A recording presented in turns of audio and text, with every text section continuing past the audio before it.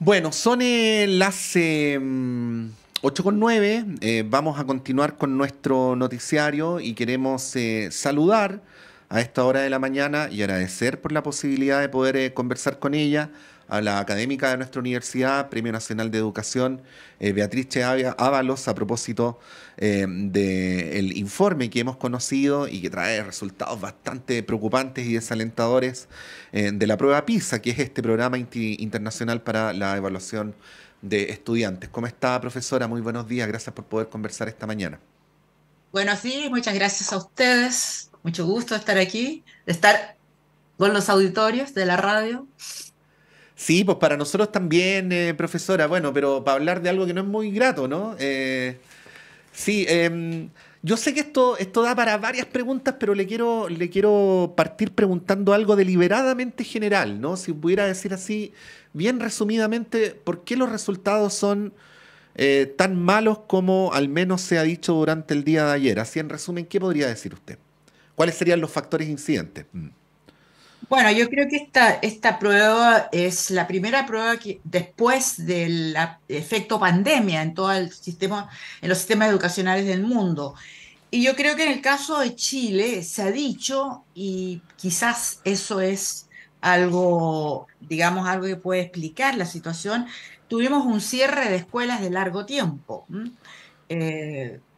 Las clases se desarrollaron y, por ejemplo, el área de matemáticas, que es una de las más difíciles, digamos, una de las con resultados más bajos, es difícil enseñarlo a distancia, porque cuesta la interacción.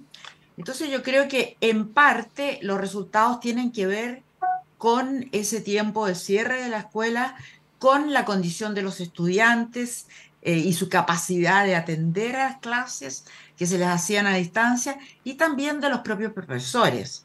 Entonces yo creo que hay ese aspecto.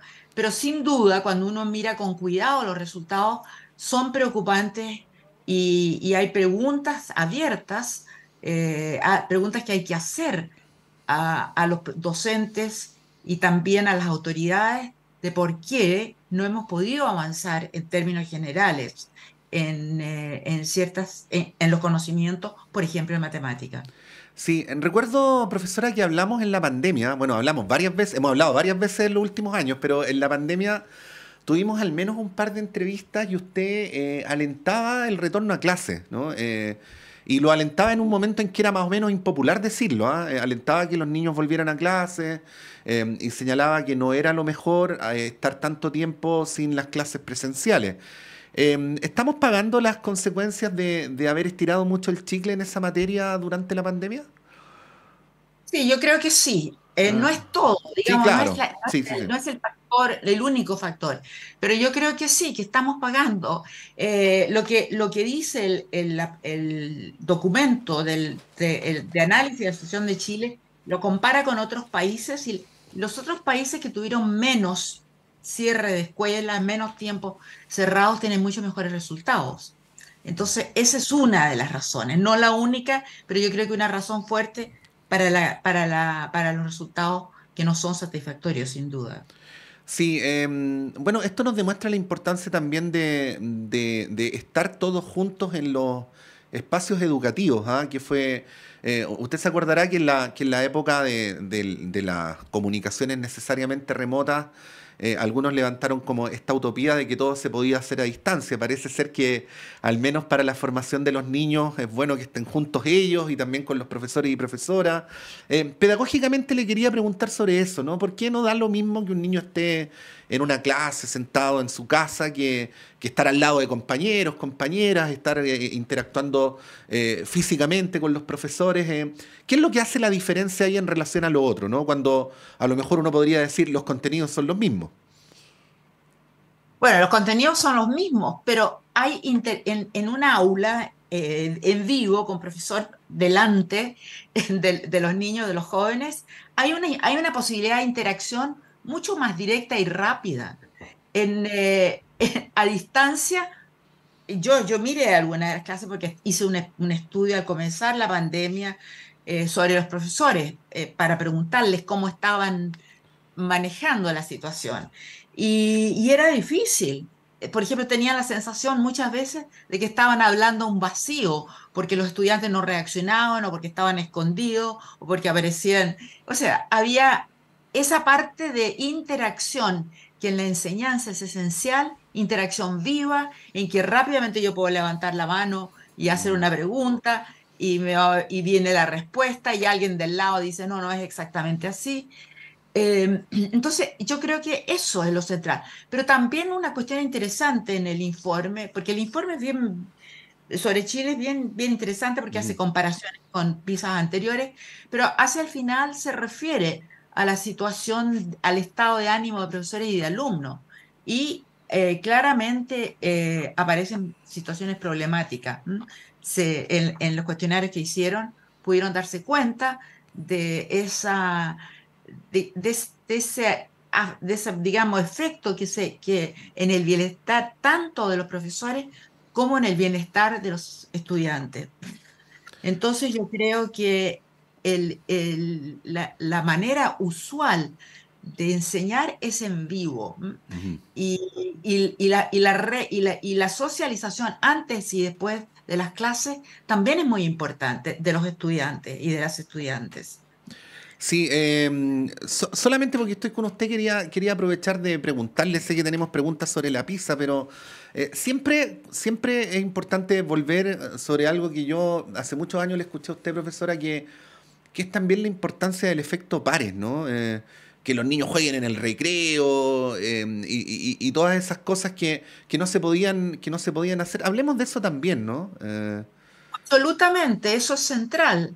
Y los niños echaban de menos eso. Y por eso tenemos como niños en la calle y empezaron a haber otro tipo de problemas por eso. Pero el jugar de los chicos, muy, muy importante, y las conversaciones de los mayores también, los encuentros, qué te pasó ayer, las interacciones también adentro del aula. Todo el crecimiento, el desarrollo nuestro es social. ¿M?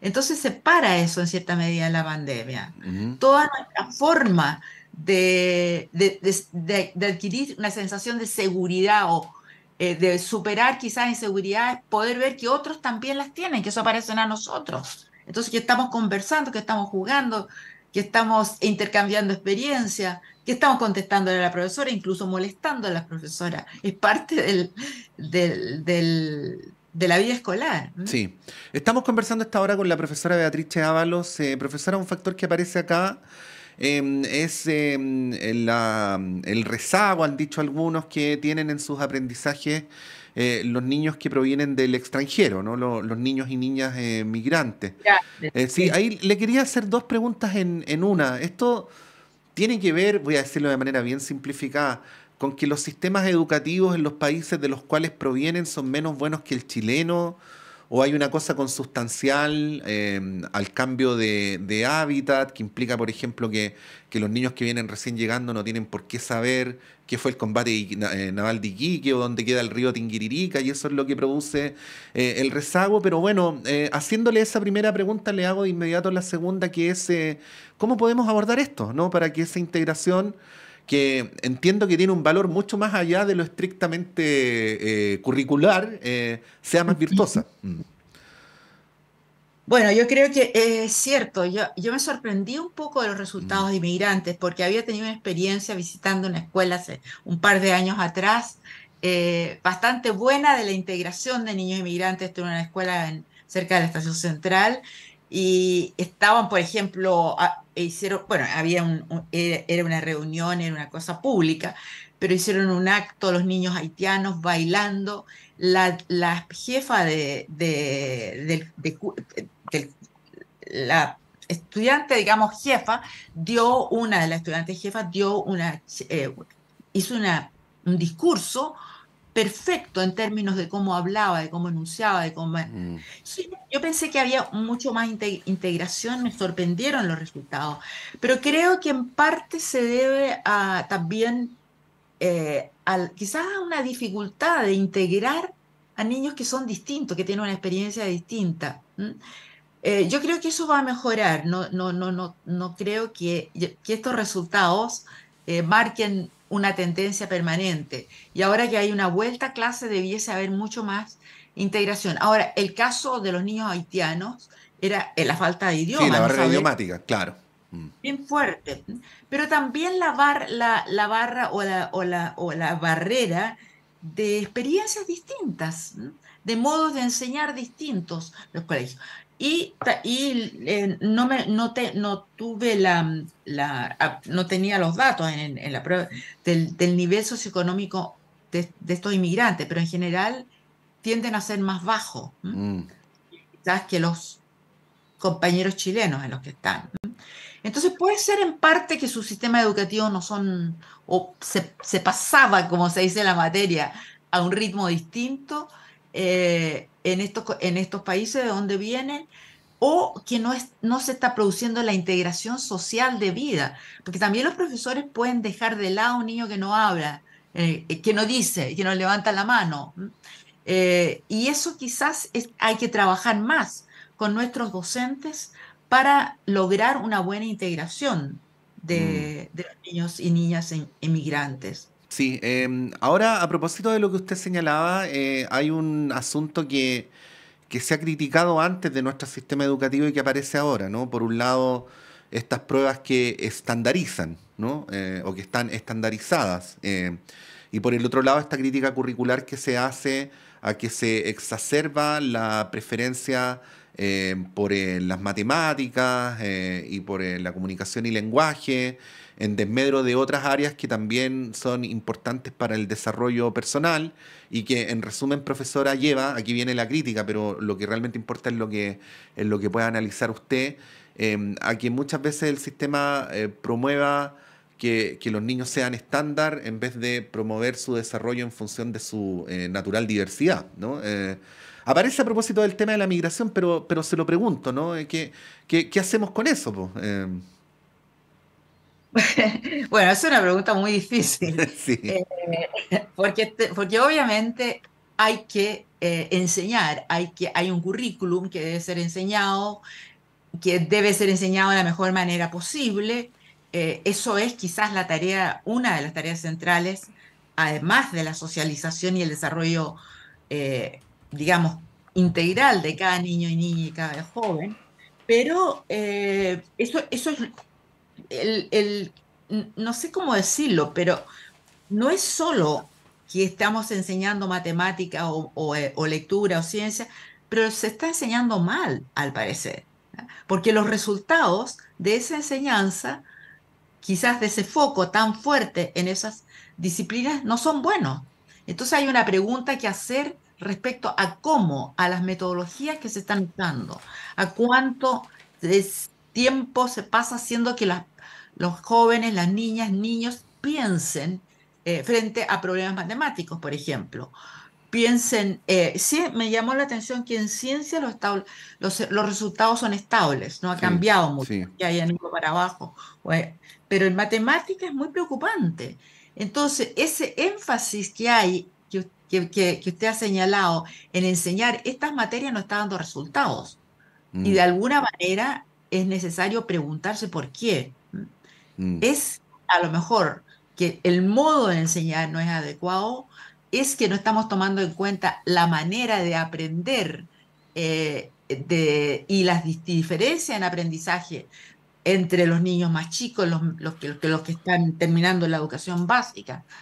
¿Qué es lo que no está resultando bien? Y yo creo que quizás es cierto que hay un énfasis en conocimiento, pero ese énfasis no está siendo recogido bien en las maneras de enseñar. ujú. Y yo creo que hay que trabajar eso. Estamos conversando a esta hora de la mañana con la profesora Beatrice Ábalos, académica de nuestra universidad, Premio Nacional de Educación, a propósito del resultado de la prueba PISA que se dio a conocer durante el día de ayer. Bueno, el rol de los profesores, que es súper importante, ¿ah? La prueba aparecen los profesores como súper bien evaluados en términos de su compromiso. Afortunadamente siguen siendo una figura valorada por la comunidad escolar, pero ahí también aparece la preocupación, profesora, de esta percepción que existe que a veces los buenos profesores se van a trabajar a otra parte y abandonan los espacios educativos. Bueno, ¿qué hacer, no? ¿Cómo valorar mejor ese espacio para que ser profesor y tener un lugar como tal en el aula sea una actividad aún más valorada, ¿no? Por las personas para que quieran, deseen estar ahí y no irse a otra parte? Bueno, ese es un tema de condiciones de trabajo de los profesores. Todavía nosotros, si bien hemos mejorado mucho en la relación horas de trabajo y tiempo libre de los profesores, todavía no estamos a la altura del promedio, por ejemplo, OCDE. O sea, todavía deberíamos llegar a una proporción de tiempo más libre de los profesores mayor que la que hay. Y eso es una parte, es duro el trabajo, es cansador, ¿m? Pero yo creo que también hay que trabajar con los profesores y profesoras en más actividad de desarrollo, lo que llamamos el desarrollo profesional docente. Es decir, ellos y ellas son los que se pueden sentar en cada una de sus escuelas a preguntarse por qué estos resultados, sentirse satisfechos de que los estudiantes los valoran, pero decir, nosotros tenemos una responsabilidad de tratar de mejorar. ¿Qué podemos hacer? ¿Cómo lo podemos hacer? ¿Cómo podemos compartir buena experiencia de un profesor con otro? ¿Cómo podemos aprender de las buenas experiencias? Y eso requiere encuentros, requiere trabajo y requiere tiempo. Sí. Entonces, evitar el cansancio, o sea, ayudar a que no sea tan cansador el trabajo es importante, pero al mismo tiempo siempre hay una parte, digamos, de tiempo que uno tiene que poner cuando quisiera estar haciendo otra cosa, quizás como docente. O sea, Mm. yo creo que tenemos que mejorar la relación de tiempo, de más tiempo no lectivo, pero también tenemos que estimular, ojalá en las mismas instituciones educativas, en los mismos colegios, escuelas, el encuentro para saber cómo podemos mejorar la enseñanza y el aprendizaje como profesores. A Profesora, nosotros, sí. Adelante, perdón, no, adelante. no quería decir solamente que hay buena experiencia que está haciendo el CIAE, donde yo trabajo, en el mejoramiento de las matemáticas. Hay todo un Mm, programa mm. en eso. Pero tenemos que hacerlo no solamente para matemáticas, sino que también para todas las asignaturas y sobre todo para que profesores que se le ocurren cosas puedan ayudar a otros, se compartan las experiencias. Eso yo creo que es muy importante y eso significa acentuar eso digamos, en los discursos de política educacional, diría yo. Bueno, la profesora lo mencionaba, pues el CIAD es el Centro de Investigaciones Avanzadas en Educación de la Universidad de Chile, donde la profesora Beatriz Ábalos se desempeña. Profesora, como siempre, muchas gracias por su gentileza con nuestros auditores y auditoras, incluso como entrevistada es súper pedagógica, así que muchas gracias por eso. Y que Ay, tenga un de buen qué, día. bueno. Igualmente. Hasta luego. Ahí está Beatriz Ábalos, académica de la Universidad de Chile, Premio Nacional de Educación, dándonos su reflexión a propósito de esta prueba PISA, que muestra un resultado puntual, una fotografía, pero que sumándose a otras mediciones va exhibiendo algunos de los problemas que tenemos en nuestro sistema educativo, pagando las consecuencias del confinamiento, de las escuelas cerradas en la pandemia. Por el otro lado, las brechas que se mantienen, socioeconómicas, de género. También el rezago que experimentan los niños y niñas migrantes, que como decíamos, no es solamente un problema curricular, nos interpela respecto a la integración de quienes vienen llegando, y otros asuntos que evidentemente hay que tener en consideración respecto a un asunto tan relevante para el futuro como la manera en que estamos educando a los niños del presente. Son las 8:29, vamos a un breve alto y a la vuelta a nuestro panel de conversación.